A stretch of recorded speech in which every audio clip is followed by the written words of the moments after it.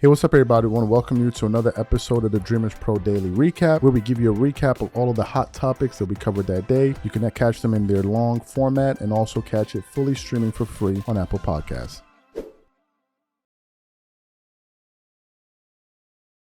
So yesterday was a firestorm. It was a firestorm for a number of reasons. Number one, everyone was reacting to the All-Star game, a game in which I didn't enjoy whatsoever. I thought the format was confusing. I thought they dragged it out way too long. The commercial breaks were just absolutely insane. And I think that it's a format that they're most likely going to have to scrap because no one is going to watch that again. At least I'm not. It was really ridiculous. A lot of players complained about the fact that the rising stars got a chance to play on Sunday against the NBA All-Stars. That was an issue for a lot of guys like Draymond Green and others. But arguably the biggest news was the fact that LeBron James at the last minute let the entire sports world know that he wasn't going to be participating in All-Star Weekend. To add insult to injury, he was even seen taking team photos without wearing the jersey. He was wearing his regular street clothes. He came out, he wore his regular street clothes.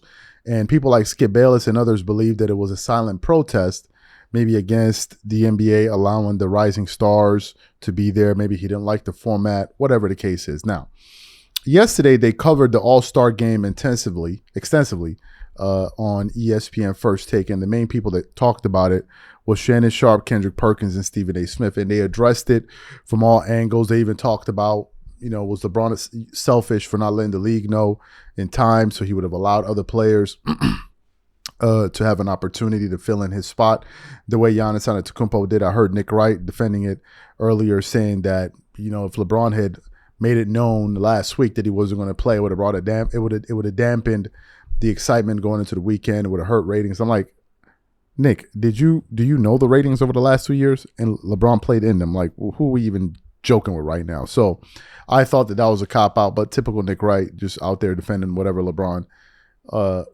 does. So they were talking about this yesterday on ESPN First Take. And towards the tail end of their discussion on one of their longer segments, Stephen A. Smith asked Kendrick Perkins to give a reason why he think LeBron did this. And as Kendrick Perkins was giving his reason, Stephen A. Smith then jumped in. And then he revealed the reason why LeBron decided not to play an All-Star Weekend. And he also revealed the ramifications that LeBron is going to face in the future for pulling yet another stunt. So what we want to do is want to play exactly what Stephen A. Smith and Kendrick Perkins had to say here yesterday on this issue, and I'm going to come back and continue on the show. Take a listen to these guys here. Since you brought it up, Perk, could you tell the audience why you think he did it on purpose? I mean, listen, this wasn't just a sudden decision. LeBron James, this guy's like, when it comes down to routine and knowing what he's going to do, he's always on point. So when he announced yesterday that he said, "Oh yeah, I'm not gonna be participating today in the All-Star game," I said to myself, "Bro, you knew that way when they announced you as an All-Star." Like, I mean, huh? But why do you think he didn't tell us is what I'm asking you. Why do you think he handled it the way that he did? That's what I'm asking. I mean, this LeBron James. LeBron James. This is what he do. This is what he do. You know it. You know it. Okay. Yeah, but I get where you're trying to get, Stephen A. Like, what was the meaning behind it, essentially? So a replacement couldn't be named, or he was drawing attention to himself, or he was sending a message that, he's bigger than the league. He doesn't need to be in the uniform. But, Perk, you're just... Molly? Yeah. Molly, if LeBron James, regardless of his partners and stuff like that, if LeBron James, who obviously deserves to be an owner in this league someday, Shannon, Big Perk, Molly, if he doesn't get it, look at moments like this as to why that is. You depart from Cleveland to Miami, the way you handled it. You spoke up against the play-in, the way you handled it. There's certain things in terms of player empowerment, the way you handled it. Yesterday, the way he handled it. Make no mistake, fair or unfair, folks are going to remember that. Mark my words. So you heard what Stephen A. Smith had to say.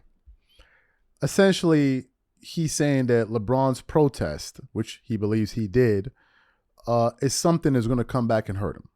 Now, if you listen to what he said, it would then make one begin to think, is LeBron upset at the NBA about something? Because Stephen A. Smith has made it clear that one of LeBron's main objectives is to own a team in the future, the Las Vegas team. He's made it clear. Stephen A. Smith also revealed a few weeks ago that NBA owners or governors or whatever the hell you want to call them may definitely shut LeBron James out because of all of the various stunts that he's pulled throughout the course of his career. And he also said in this soundbite that this is something that's definitely going to be held against him. So the question now becomes, is that fair? Is it fair for the owners to hold LeBron out of not becoming an NBA owner? Given all the things that he's done, I can understand them deciding not to do that. Maybe they feel like if he becomes an owner, he may have exceptional, sway over some of the other guys. He may suck up all the air in the room. Maybe they may not want that. Another issue they may have with him is maybe just some of his antics, right? Some of his antics. Another thing they may be leery of is what if LeBron becomes an owner and he starts taking a lot of political stands, and that somehow begins to affect the bottom line of the NBA. These could all be factors, right? These could all be factors. In terms of what LeBron did, it certainly didn't help the NBA. It certainly didn't help them, right? It wasn't a good piece of news that came out an hour and a half before tip-off. That wasn't a good piece of news, right? He wasn't helping the NBA in that instance. I don't even know if he was helping himself, which then begins to make one wonder, well, why did LeBron actually do this? Now, if this was him just essentially thumbing his nose at the league and saying, hey, look, I'm fed up with you guys. I don't like the way you guys are doing business, or maybe I don't like the format, or maybe he's upset about the fact that maybe there's a chance he won't become an owner. I don't think this is the best way to go about it. But then we also heard the report that him and Maverick Carter are looking to start their own rival sports league, which is crazy. Because essentially, you're trying to start a product that would be a direct competitor to the NBA. A direct competitor. And if that's in fact what you want to do, then I don't see any reason for these guys to let you in unless they capitulate and say, well, damn, if they're going to go out there and start their own league, we don't want it to be something that could rival what we're doing and probably cut into some of our revenue and our profits. So therefore, let's let him in. I don't know what's going to happen. But Stephen A. Smith brings up an interesting observation. So the question now to the audience is simply this. Why do you think LeBron really decided to sit out? Do you think it was because of ankle soreness? I mean, how many of us actually believe that one? Because some people will say, well, it's ankle sore. I don't believe that. I just don't believe that. I don't believe it. Because if it was ankle soreness, your ankle was sore a number of days ago. You could have let the NBA know. So I don't believe it. I don't believe it was that. That particular excuse has been used now for years.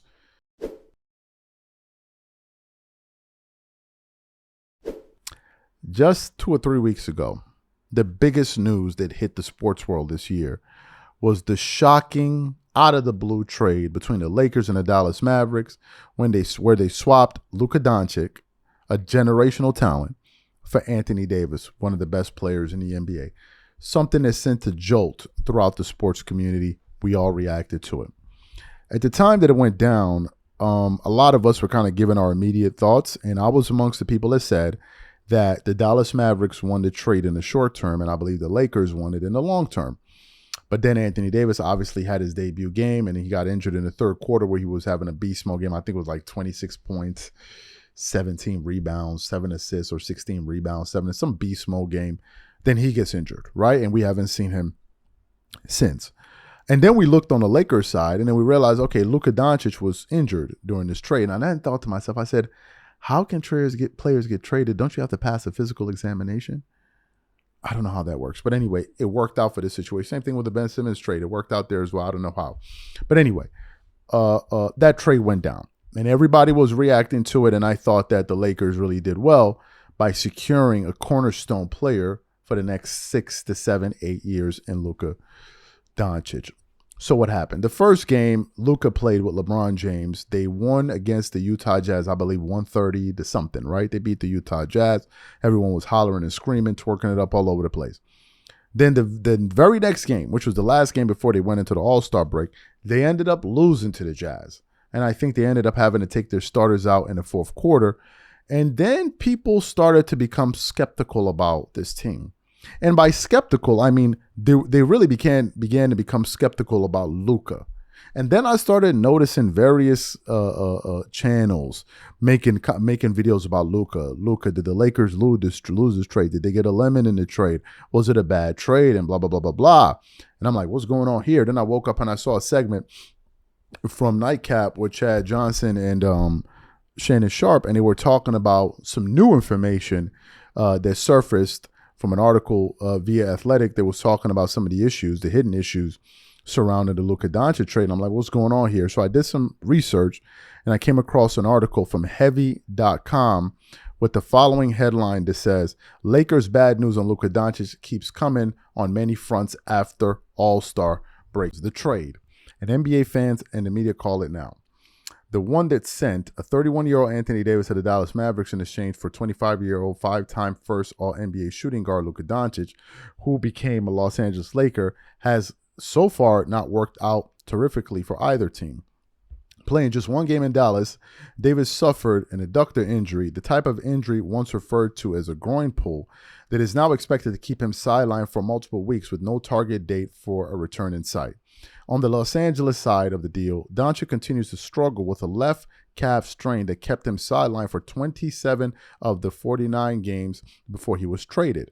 The 2018-2019 Rookie of the Year continued to sit out, missing his first 3 games as a Laker before seeing action against the Utah Jazz in a 2-game series on Friday, the 10th and the 12th. But Doncic played just 23 minutes in each of those games. More bad news for Lakers about prized new acquisition. Now, more bad news for the Lakers as they've announced that Doncic will miss at least one more game despite coming out of a week's worth of downtime. Doncic, for the first time since his rookie year, was not named an All-Star. He seemed to enjoy his vacation, posting a picture on social media that appeared to show him watching All-Star game action on a laptop computer as he relaxed poolside at an unidentified resort.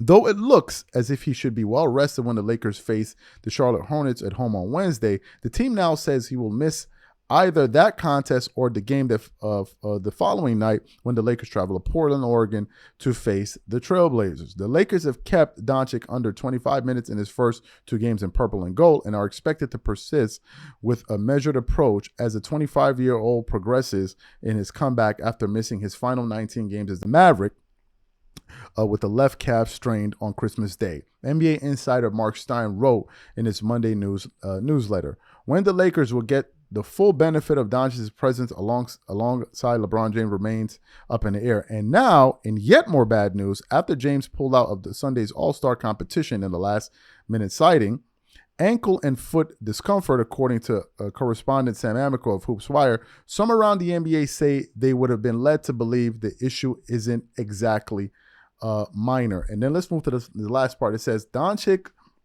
reportedly takes lax approach to conditioning. The report revealed that one of the possible reasons for the prolonged Doncic's absence is that the Slovenia native fails to properly care for his physical body.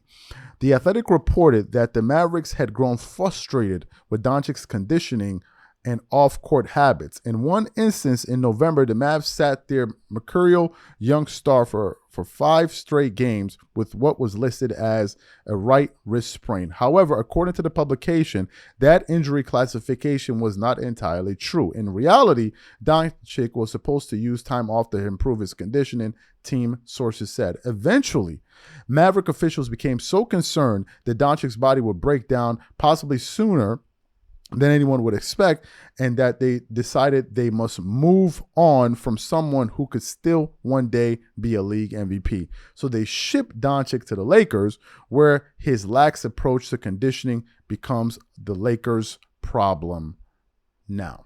Okay, so the first thing this article is saying is that Luka is going to miss an additional game or 2 depending on where he is right now in terms of his recovery from his injury. So that's not really big news.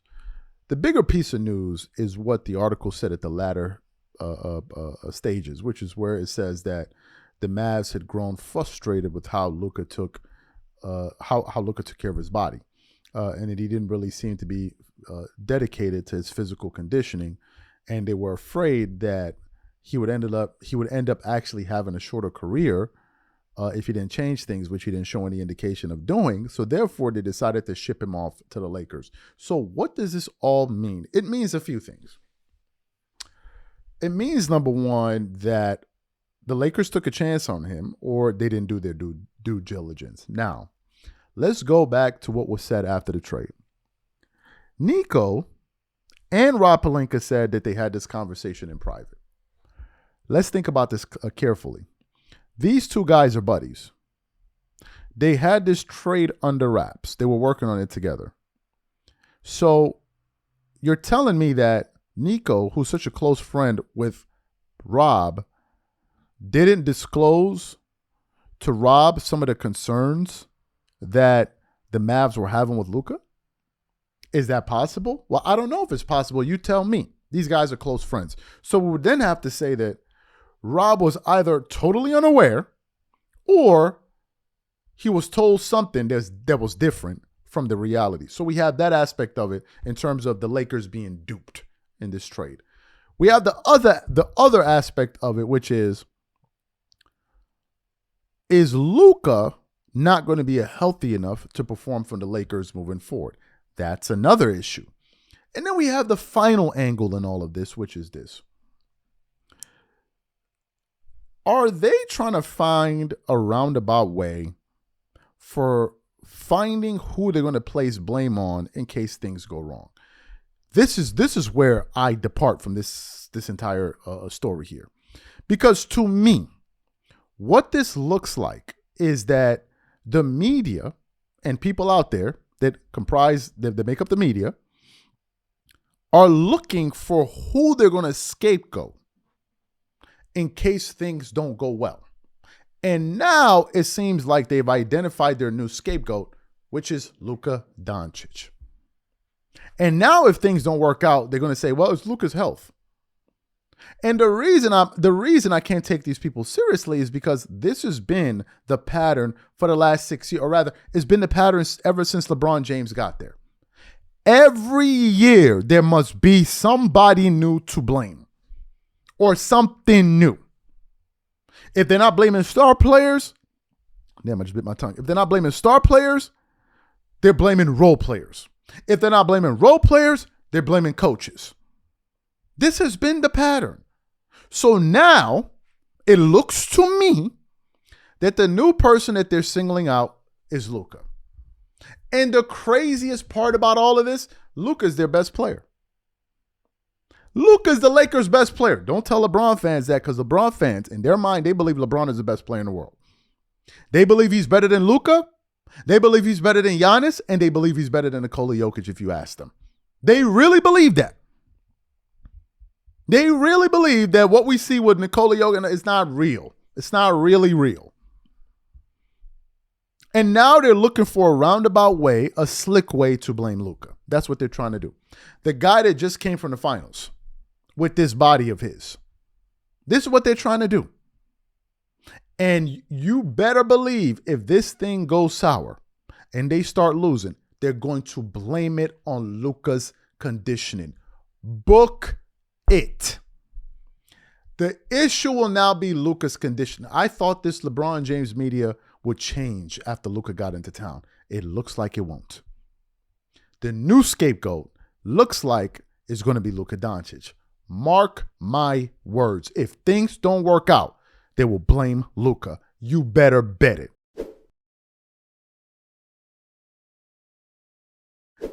Let's get into today's video here. So I was working on a series of shows.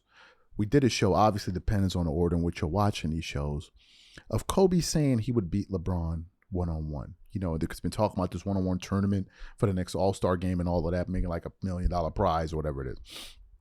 So as I was doing some research, I came across some interesting audio. And in this audio, I found players talking about Kobe Bryant. And one player in particular, Michael Jordan. Michael Jordan, the GOAT himself, MJ, the GOAT, was asked to weigh in on who he would rather or who he would pick, LeBron or Kobe. So when I clicked on the video, what surprised me beyond the answer that Jordan gave was how fast he gave it. It was like when Jordan answered, it was almost like as if this is stupid. That was literally how he answered. It was like there was no thought that was required for Jordan to give his answer because it was just so obvious. So what we want to do, we want to play a quick sound for you guys. It's only about a minute and a half or so of Jordan saying who he would pick first, and then Jordan explaining why he would pick Kobe over LeBron. For those of you who didn't hear that, take a listen to what Jordan had to say here. Who's the best player between Kobe or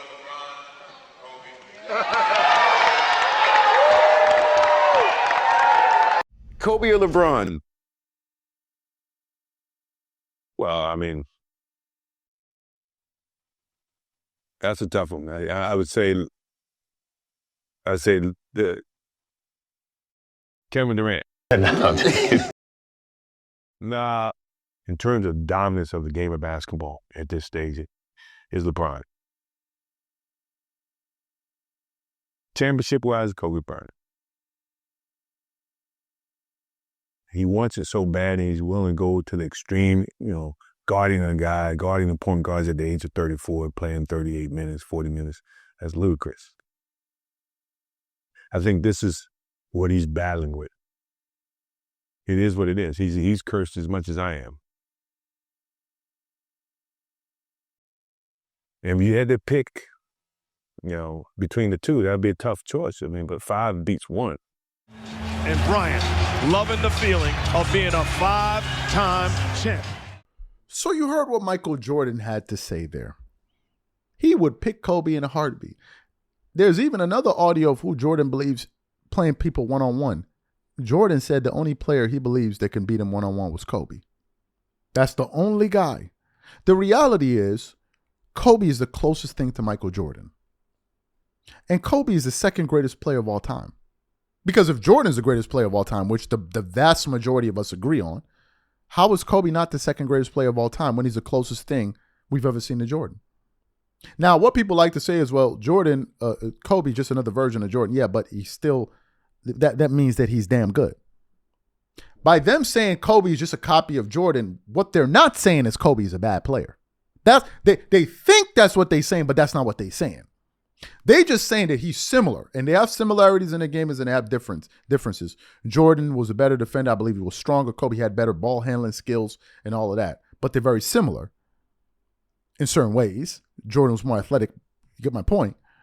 But they're not saying Kobe sucks. That's not what they're saying. So if Kobe's the closest thing we've ever seen to MJ, how are these dudes better than Kobe? How are they better than Kobe?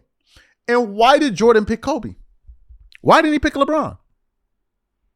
Why didn't Jordan pick Kobe? I mean LeBron. Why did he pick Kobe? The reason Jordan picked Kobe is because it's the correct answer. It's the correct answer. And you know what kills me? Some of these twerking ass LeBron fans like Winnie the Pooh and all of them, what they like to do is they like to run around and throw, so-and-so said this, so-and-so player said that, so-and-so player said that, so-and-so player said that. They'll go look for all of these dudes. He picked LeBron. He picked LeBron. He picked LeBron. He picked LeBron. Well, I brought the GOAT. I brought the GOAT. Who you brought? I brought Jordan. Who did you bring? I brought the GOAT. Who did you bring? Who? Which all of these dudes that y'all bringing up, who's more qualified to talk about it than Jordan? None of them. So I brought Jordan. Who did you bring? Jordan is saying Kobe, but you want to bring me some other dude. Help me figure it out. Because one of the things that these guys like to do is, these are NBA players, and you didn't play in the NBA. So the NBA players, these are guys that gave up on self-confidence, they don't even. Whenever you say that, it means you gave up your ability to think critically and think as an individual. Because what you said is, I surrender my ability to reason things for myself, and I'm going to hand that over to another person, regardless of whether or not what they're saying makes any sense. But because they played this thing, therefore, no matter what they say is correct, and because I didn't play this thing, no matter what I say is wrong. That is sheer stupidity. Sheer stupidity. I'm not an accountant, but you better believe I ask some questions. And if what you saying don't make sense to me, regardless if you account or not, I'm gonna say it. And they can be wrong too. Even experts can be wrong. I just think it's important we point that out. But they like to bring all of these different guys, but I brought you Jordan. This is Jordan saying it. So what? Let me guess. Jordan is hating on LeBron, right? Now here's something else. And it's an argument that I have with somebody that all of y'all know that's into the NBA. We have this back and forth about who's the greatest player of all time between Kobe and LeBron. And all this person keeps referring me to is the measuring metrics that ESPN uses. So they use MVPs, they use this, they use that, and they have like a point. I'm like, I don't care about any of this. I don't care about, well, you got to go with the experts say, because the experts say this. So let me ask you a question. Where in Jordan's analysis did he bring up anything that what these guys are saying on ESPN? Oh, let me guess. They know more about who's the greatest player of all time than Michael Jordan does, right? Right?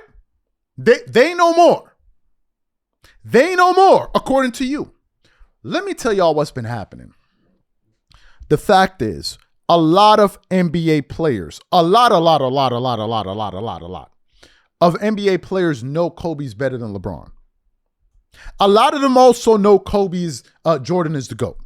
But what you have today is you have a select few of players that are not interested in being politically correct or going with what the league wants to go with in that moment in time that will say the truth. Then you have the other group that are afraid to say the truth because, well, I don't want to offend this guy. I don't want to offend that guy. So they just kind of dance in the middle of it, the gray area. But there's some that will tell you the flat out truth. And in that moment, you heard Jordan. When they asked him he didn't get into none of this tap dancing politics BS that all of these guys are doing. Do you know why? Because Jordan doesn't need these people to make money. He's already a billionaire. A lot of the stuff that these guys are saying is connected to the fact that they don't want it to screw up their bag. So they will go up there and tell all kind of lies to NBA fans and try to spit in your face and tell you, oh, no, man, it's just rain. It's just precipitation. It ain't spit. That's what they'll try to do.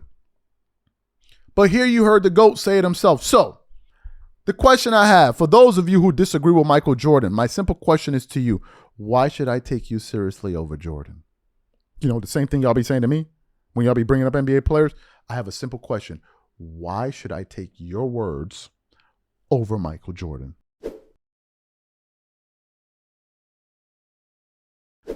Coming out of this All-Star game, that was another debacle. People already proposing various remedies to solve the issue. One of the proposals that we heard is one from Giannis Antetokounmpo, where he said, let's just make a game of the world versus the USA, and let's go have a game like that. That would be very interesting. That would be something I would be very, very interested in watching. I would love to see that one. Great storylines would be fantastic.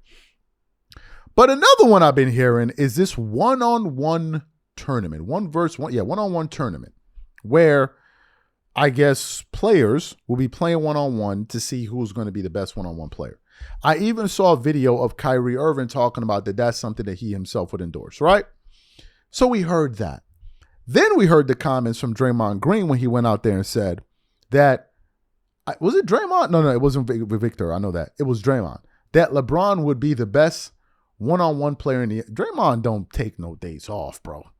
This dude don't take no days off with this twerkation. This dude be twerking it up all over the table, hollering and screaming. He just can't stop. Draymond Green cannot stop twerking for LeBron James. It's unbelievable. It's unbelievable. Next thing he's gonna say, LeBron James is good enough to build a ship to go to Mars or something. He everything that's good, LeBron can do it according to Draymond Green. But anyway, he said LeBron would win a one-on-one one versus one tournament if there were to be one. And then I started to think about it. I'm like, LeBron would win a one-on-one versus tournament, one-on-one. I'm like, how the hell will LeBron win a one-on-one tournament if there was to be one? And then as I'm coming through the internet, a video was recommended to me of Kobe Bryant. Yes, good old Kobe. Of Kobe Bryant when he was in London, when he was asked, I think this was in 2012. When he was was it 12? Yeah, I think it was 12. I think it was 12. Where he was asked, who would win in a one-on-one game? And before the kid that was asking the question could even finish his question, Kobe said, I would. But what we also want to play while we play that is, I want to play a video with that, an audio with that, and we probably could put up Kobe's face. Let me see Kobe's reaction to when he was asked this, of when he was asked, has he ever been beaten one-on-one? Take a listen to this quick soundbite of both this compilation of audios of Kobe Bryant talking here. Take a listen to that there. Who beat you in one-on-one if it ever happened in practice? No one. I'm not trying to be but I mean, that's what I do. If there's going to be a player that beat me, retired on that last shot in Utah in '98. You will know when you win in one-on-one as a team. I win. LeBron.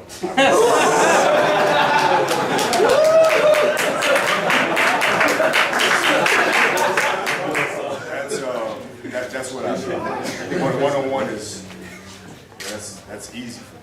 That's just like playing one-on-one is that's how I grew up playing. That's like my thing. LeBron is it's more like a Magic Johnson would say. He's a great passer. He plays all around game. At the core of me, I'm a one-on-one player. I do that in my sleep. So you heard what Kobe had to say, right? Now, I think the following year or something like that, LeBron came there. And they asked LeBron the same question. Listen to how sensitive LeBron sounded when they brought this up. Take a listen to LeBron James here. Listen to this weak-ass response. Last time Kobe was over here with the London School of Basketball, he was asked the question, who would win in a one-on-one between him and you? What do you think? What's your answer to that? I mean, I'm a team basketball player, man. It's not a one-on-one sport. But I'm not going to not take myself against anybody.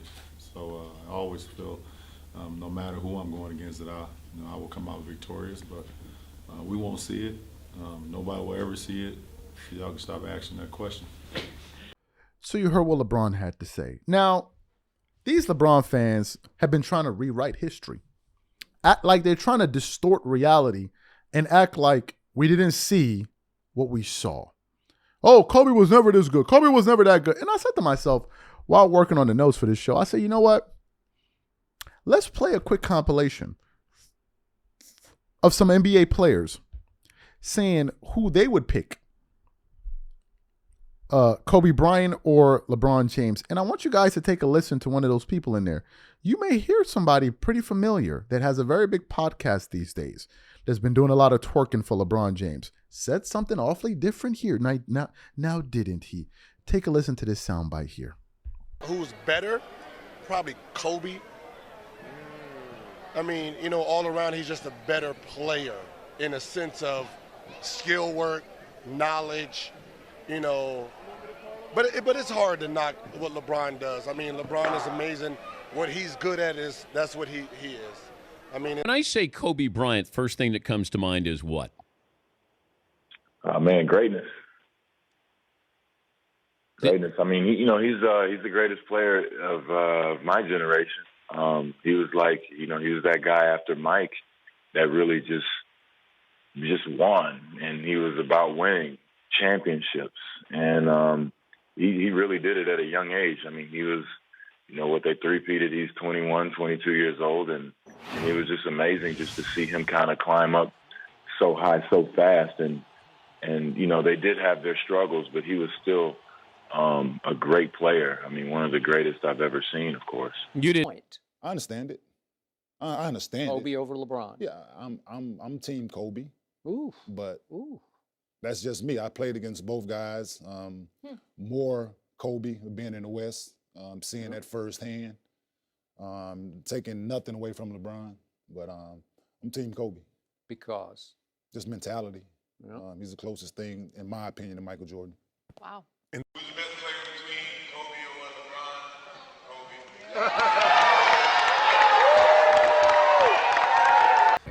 But what were the similarities in the games? What were the differences in the games? Well, Kobe is the closest thing to Michael. You know, everybody's been compared to Michael. LeBron has been compared to Michael. I don't think LeBron is Michael at all. I think he's a very different player, different mentality, mindset. Kobe has the same mindset and mentality that MJ had. The assassin, I'm going to rip your throat out with my scoring, you know, low post, dominant fadeaway jumper, footwork. I thought Kobe's footwork was one of the best parts of his game, probably the most underrated because everybody focused on his shooting and his athleticism, but his footwork got him open. And that's where he was so similar to Michael. He could just get any shot he wanted. He's not even, they're two different players. You can't compare Kobe and LeBron, but you compare Kobe and Jordan. If you had to take Kobe or LeBron, who would you go with? Know who I would take Kobe. You like scoring. The reason why I like Kobe, relentless. He the Mamba. That killer attitude. Killer. He's gonna go out and play hard every night. He's not gonna care who he's playing against. He don't want to work out with you if you're on another team and be your friend in the summertime. You know, I love the fact he has that killer instinct. He's about him and his team. Kobe's different. All time? All time. Mike, obviously. Yeah. 1. Kobe, 2. Shaq, 3. Hakeem, 4. And Magic. So you heard what they had to say. You heard Gilbert Arenas in there, right? Skill work, talent, blah, blah, blah, IQ. But now all of a sudden, this was before Gil's Arena. Now all of a sudden, well, you know, LeBron number 2 all time. LeBron number 2 all time. Did you hear anything in where Gil was talking about stats? Did you hear anywhere in there where Gil was talking about stats? If you ask Gilbert Arenas today, who's better, he'll start bringing up stats. I didn't hear no mention of stats in that soundbite. None whatsoever, but I digress. Let's get into the meat and potatoes here. Look, Kobe would destroy LeBron James one-on-one. He would destroy him. According to reports, I heard Michael Beasley used to beat LeBron in one-on-one. I heard Dwayne Wade used to beat LeBron on one. I also heard Kyrie Irving used to beat LeBron one-on-one. What? What? Now, does it mean that Michael Beasley's a better player than because he beat LeBron one-on-one? No. Does it mean that Dwayne Wade is a better player because he beat LeBron James one-on-one? No. Does it mean Kyrie Irving is a better player because he beat LeBron one-on-one? No. But the fact that you can be beaten by those players says something. Because nobody in their right mind would pick any of those guys to beat Kobe one-on-one. Nobody, nowhere. I'm so convinced, I think the only player people would pick to beat Kobe one-on-one is Jordan. And I know for a fact the only person Jordan thought could beat him one-on-one was Kobe. Kobe. Not LeBron James. Not your Kevin Durant. Not Carmelo Anthony. Not this guy. Not that guy. Not 1, not 2, not 3, not 4, not 5, not 6, not none of these dudes. He picked Kobe to beat him. So what does this really say? If there was a one-on-one tournament and Kobe was alive in his prime and LeBron he would embarrass LeBron. Matter of fact, LeBron wouldn't even compete. He wouldn't compete. I know that for a fact because LeBron says one-on-one basketball, it's not basketball. So Kobe says one-on-one is what he is, but then LeBron says one-on-one basketball ain't real. It just sounds so weak. It just sounds so weak. It just sounds so weak, man. I prefer that Kobe energy. This just sounds so weak. Oh, well, you know, it's a 5-on-5 game. Bro, stop. Get out of here with that whack, you know what. Like, yo, don't nobody want to hear that. it's a 5-on-5 game, and we're going to be gentlemen about this. Man, get out of here with that.